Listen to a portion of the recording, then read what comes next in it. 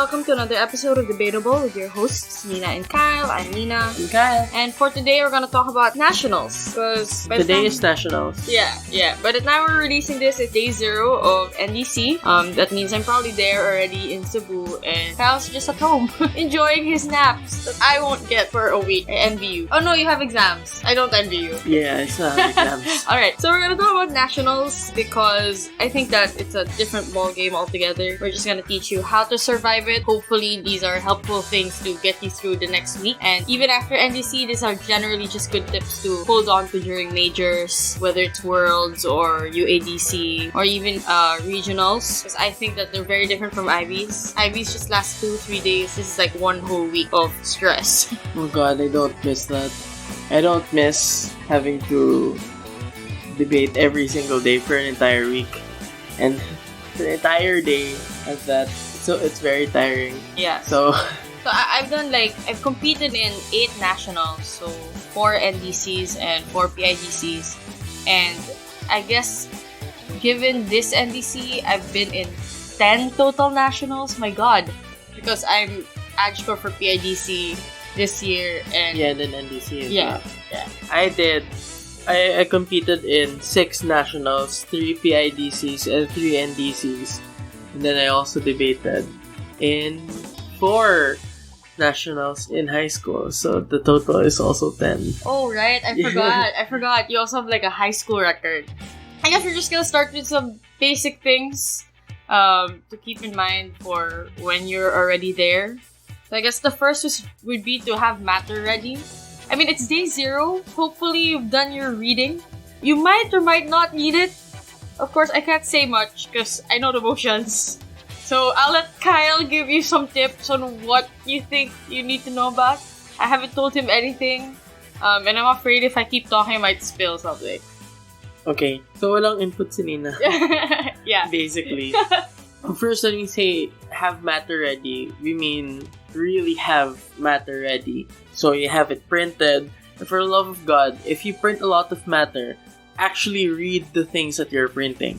Because there are so many times where you print matter and it's like, oh, look at me, I'm flexing. I have a luggage bag full of matter. I'm calling myself out because I used to do this.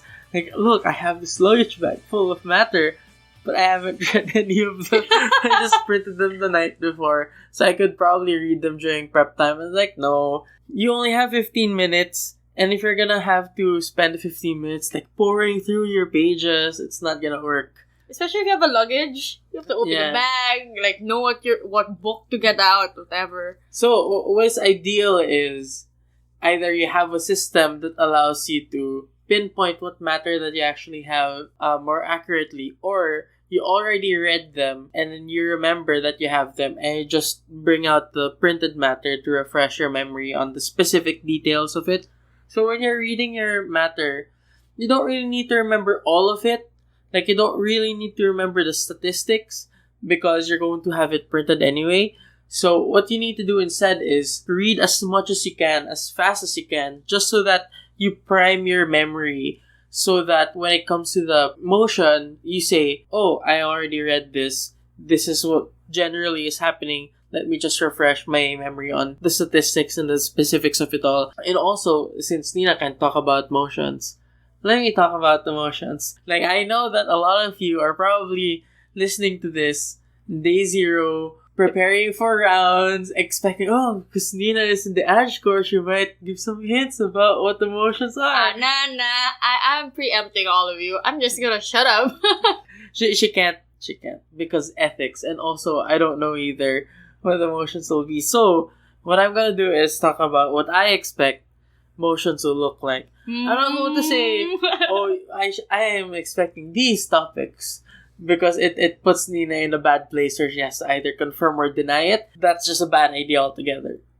But what I do expect is that in nationals in general, if you take a look at the motions, they try to strive a balance all the time. They try to strive a balance between things being full of matter, and like nuanced, but at the same time accessible. A balance between being difficult enough to be considered nationals worthy and at the same time not difficult enough for it to be completely inaccessible to newer debaters. I think AdScore thinks about these things. So if it's too specific, like it really needs some specific matter, they're probably not gonna run it because... Or will we? they're probably not gonna run it because it's going to be hard to debate. No one, especially in AdScore, like, there's a lot of work that's involved in AdScore work behind the scenes that you can't really see. So at that point, really the last thing that AdScore members want are bad debates. I mean, no one wants bad debates in general. So yeah, but especially AdScore members. I cannot confirm nor deny. Just a little hint, not hint, but like a little tip of my own is, I remember when we were doing nationals, when we had our matter printed, we had like a one page that served like a content table. Yeah, table of contents. Yeah, so we specifically write down the title or like the theme and then like organized our printed matter based on that. So probably if you have printed matter and they're scattered, you could spend day 0 just organizing it, writing yourself a table of contents to make it easier. Alright, I think the next part of this tip I can now jump in and talk about. Hey, I think I'm back.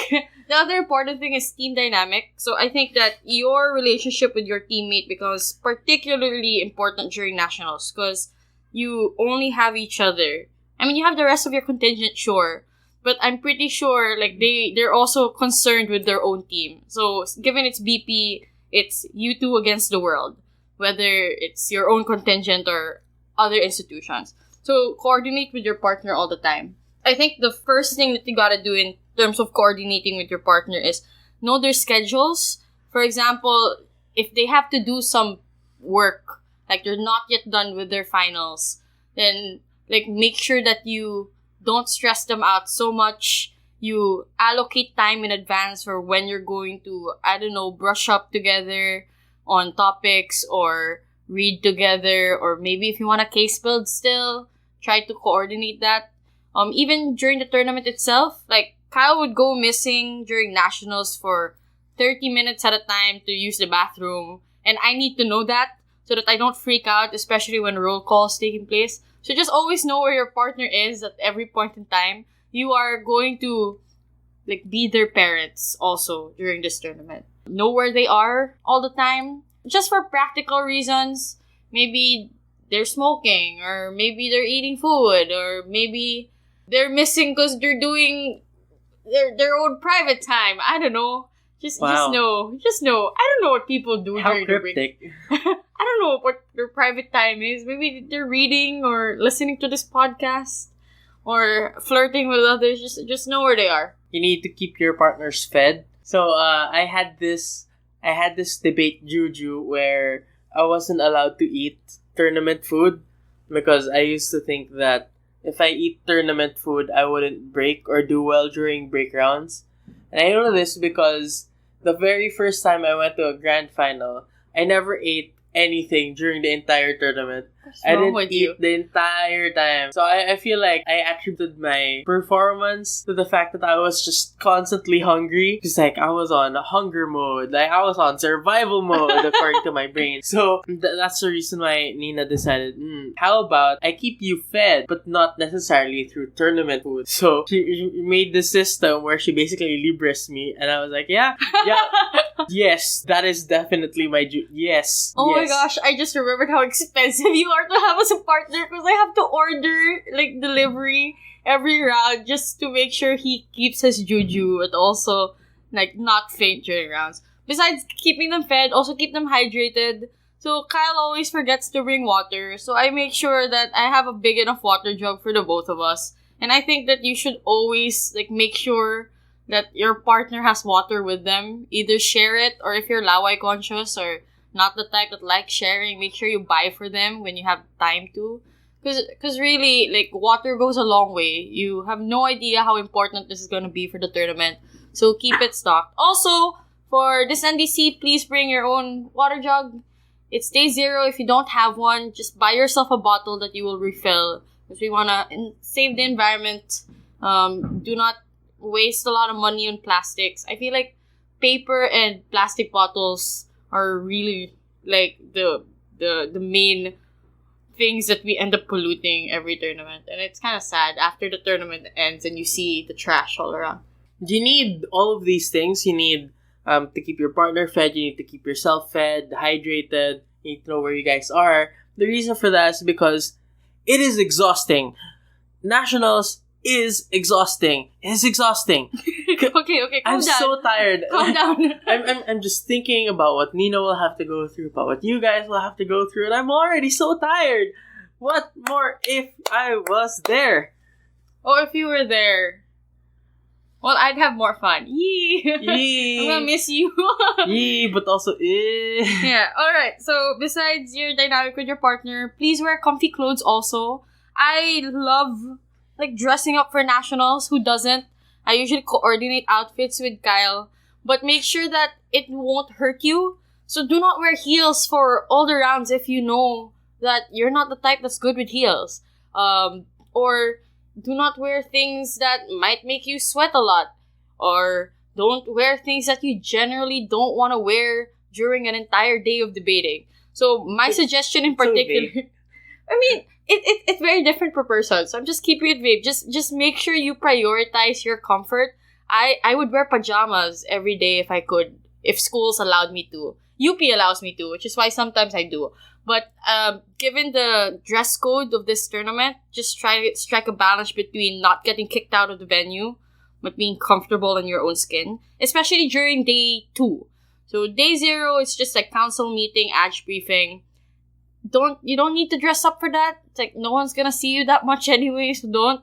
Day 1, if you want to dress up a little, that's fine. It's 2 rounds. Day 2 is where there are 3 rounds. It's probably the most exhausting day for everyone. I'm so tired.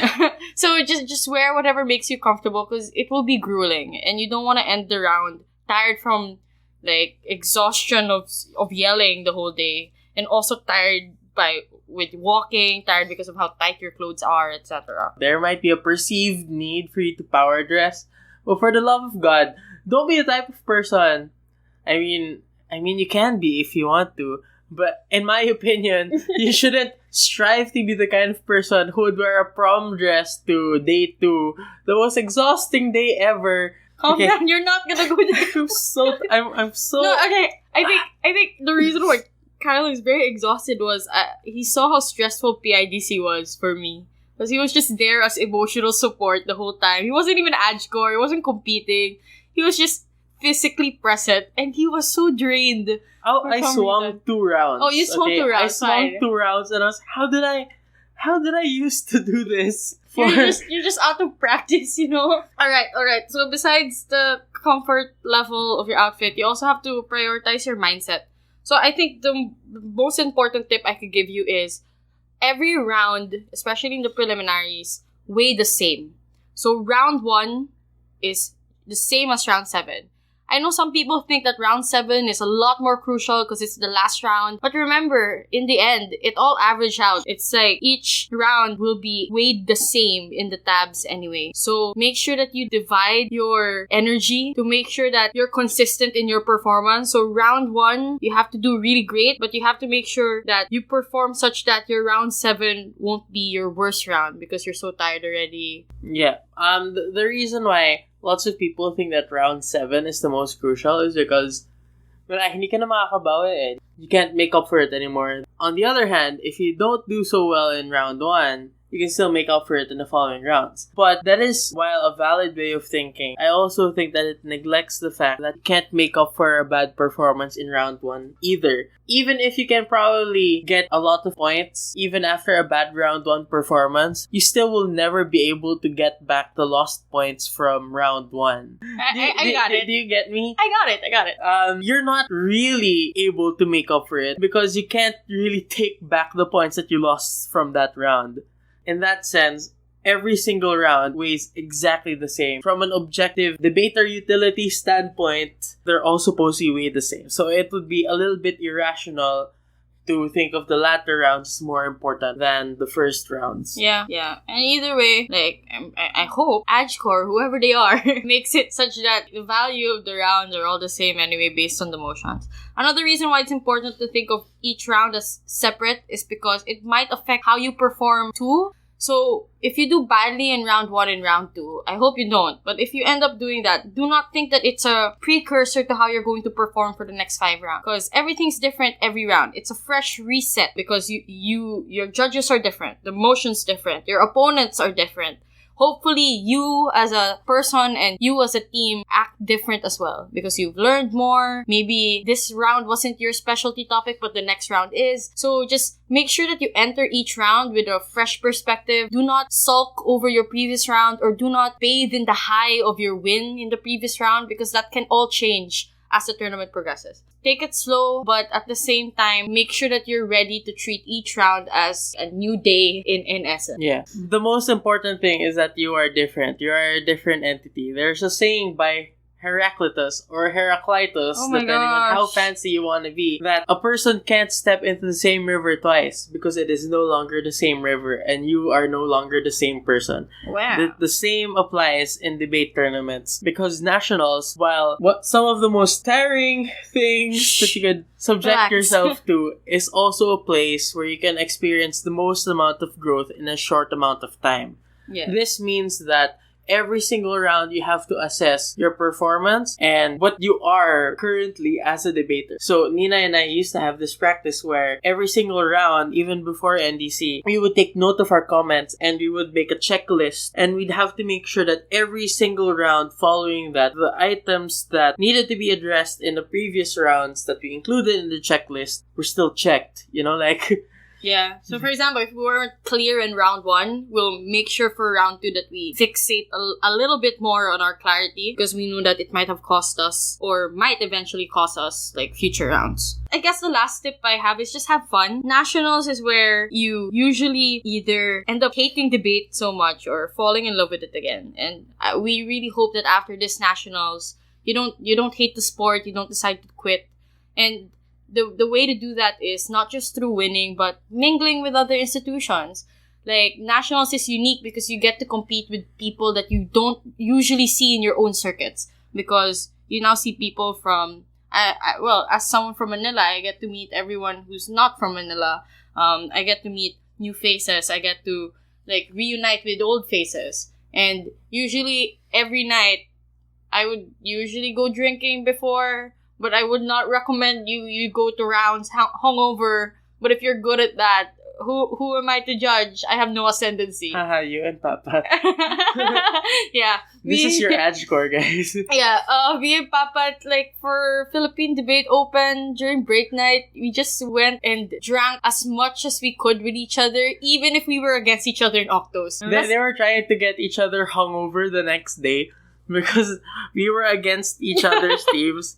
So, what ended up happening was, like, they just both went to rounds hungover. Yeah, and I was like, yeah. I mean, you probably should have known that this was gonna happen. I mean, you know, we didn't actively disadvantage the other team because we were both equally hungover. So I think it was still a tie, you know? But anyway, enjoy the stories and make your NDC and yeah, make a bunch of stories. We have really nice national stories. Do you have one off the top of your head? Yeah, the one where you and I were with Colleen and PIDC, and then I suddenly went missing for 30 minutes. Yeah, Colleen was freaking out, but you know, as Cal's best friend, I knew he was in one of the classrooms meditating. Okay, whatever. Yeah, wink. Yeah, I was meditating. Yeah. I did. Your meditations are pretty intense. What other national stories do I have off the top of my head? I usually have this weird juju where I lose something important every national. So I either lose an umbrella I really like or a tumbler I've had for years. I don't know. But that's just me, you know, I'm clumsy. I hope no one's stealing my things intentionally. But that's my national story. I also have this tendency of, like, usually harming myself a little. Not like intentionally. Oof. No, not intentionally. This episode got dark. No, not intentionally. Like, I would trip and I'd get myself some scars in places or I'd get some bruises. But you know, again, that's just because I'm really clumsy. So I hope that's not a story I'll be hearing constantly. Last note, sorry, because I'm about to leave for my flight. It is 3 a.m. right now as we're recording this. But please do not commit any equity violations. I know you want to make stories, but make sure those stories have people's consent. That's all. As I'm gonna be part of the equity team, so I'm gonna be a little bit strict on people regarding their etiquette, regarding their relationships with people. And that's all. That's all I gotta say. If you're the type of person who gets anxious thinking about who you're going to face, like in the next round. Oh, it won't matter. It won't matter. First of all, because tabs, like, will there be team codes? That's up to council. They have so to vote you on will that. decide if you will get to know during matchups who you're going to go up against. I think there might be team codes, so it won't matter who you're against. But if there aren't, just know your position. That's all you need to know. Yeah. And the motion. Just focus on yourself, because honestly, you're the only person that you can control in that freaking room. Okay? You're the only person you can control there. So it doesn't make sense for you to fixate on things that you can't control, like the behavior of your opponents. And more than that, actually, don't be afraid to be in high rooms. Don't be afraid. They're good places to be in national. Yeah, they're good places to be. And actually, you get to learn a lot. I also like feeling like everyone around me is improving as well, because I gotta keep up, and that keeps me going. But I'm a competitive person, so maybe that's why. Yeah.